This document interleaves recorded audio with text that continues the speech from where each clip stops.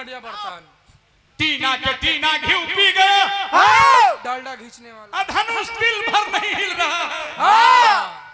जब जानती की दुनिया पीर से विहीन हो तो ऐसा प्रण ना करते। अब सीता बुझाते कि कुमार रह जाइए। ए बाबू वही लक्ष्मण जी सुन ली कड़क के उठ गई निकरे भैया राम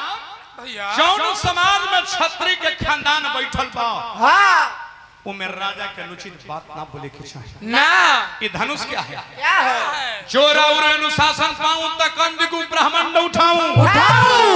कांचे घट जिमी डारे फोरी सकल मेरु मूल कस्तूरी तोरी। ये धनुष क्या है? लेकिन कैसे कहले लक्ष्मण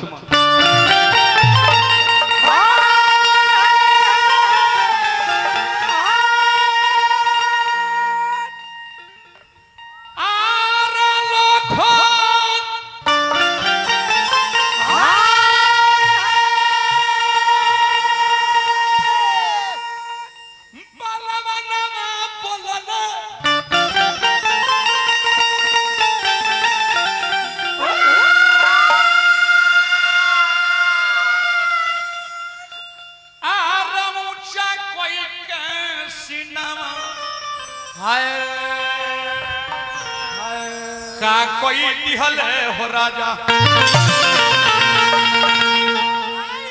यही जबानो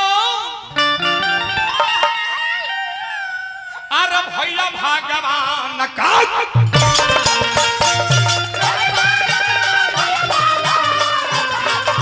अरे यही जबानो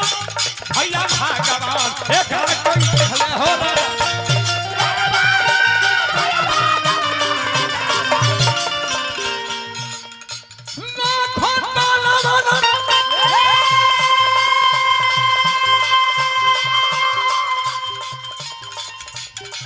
गिरी बाबा एगो प्यार से कहत नहीं आई वो माला से सम्मान करते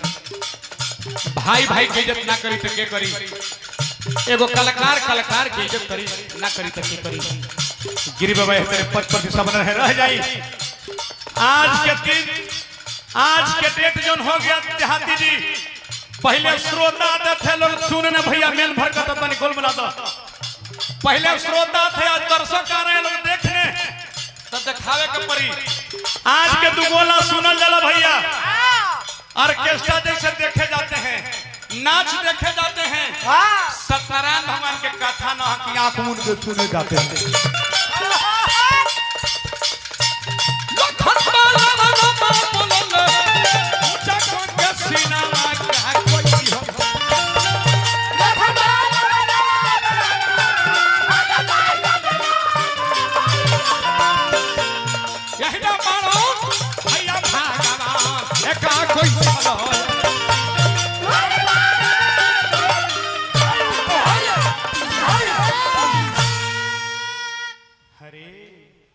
इतने बीच विश्वामित्र मुनि कहते हैं लक्ष्मण बड़ के सामने उतावला ना हो के छोट के ना भगवान के इशारा कैले उठाऊ राम भजहु भौ चापा मेट हिता तो जनक परितापा भगवान राम जब धनुषा के लगे चलनी उठावे खाती तो सुनैना महतारी छत से देखा तारी अब देखा महतारी के रोल करता नहीं तो आचरा ना उड़वा तो भाई सब खत्म होने का ही अरे मने आंख मारे के भाई ऐसे आ तू मर तक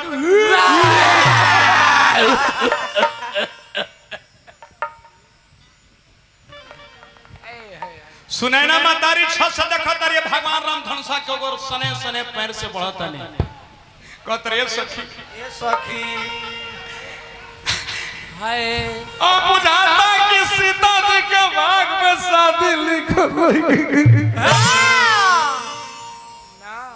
बड़े बड़े वीर लोग हार गई तेगो छोट लड़का के मजाक करे खातिर लोग भेजा बुझाता कि सीता जी के भाग में शादी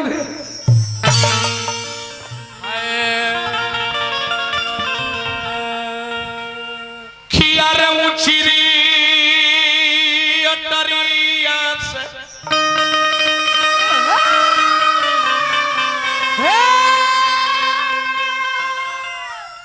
मिथिला मिथिला के भाषा देखी कैसे बोलल जाला तनी मनी भोजपुरी से अंतर मिल जाए तब मिथिला के सखी कहत ऊंच रे अटरिया से बोलत हिन सुनै ना माई अरे किया भइल सिया जी के भाई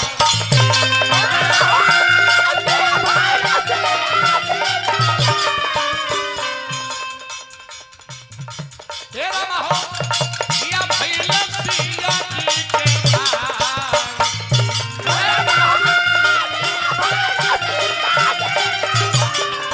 ए सखी देशवा विदेशवा के भूख पर लोग आइले केहू से नहीं लयती नाच ए सखी केहू से नहीं लयती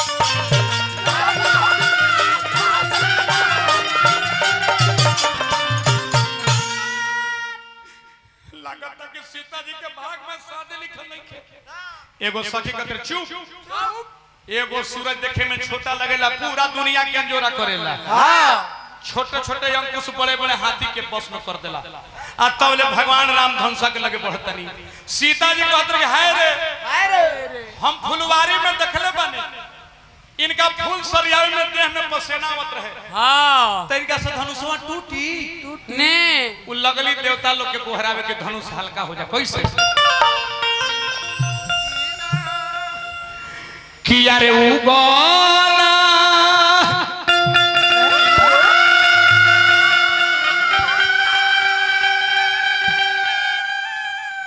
सुरुजाय बाबा पैना परि हो तो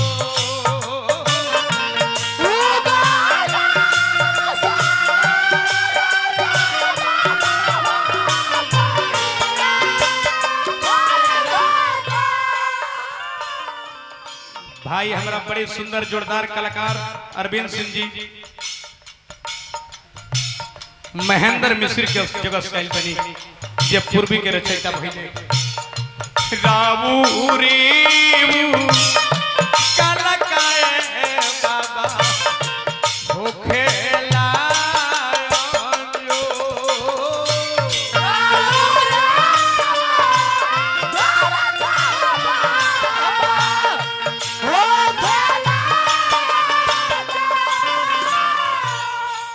सीता जी के भावना देखे बच्चा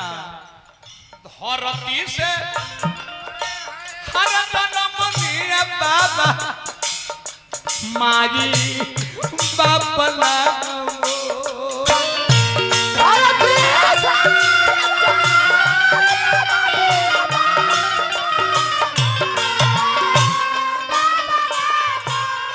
हे गणेश जी हे दुर्गा माता हे भास्कर भगवान ओइसन बाला दिहतोए बाबा धनुहिया देते हो तो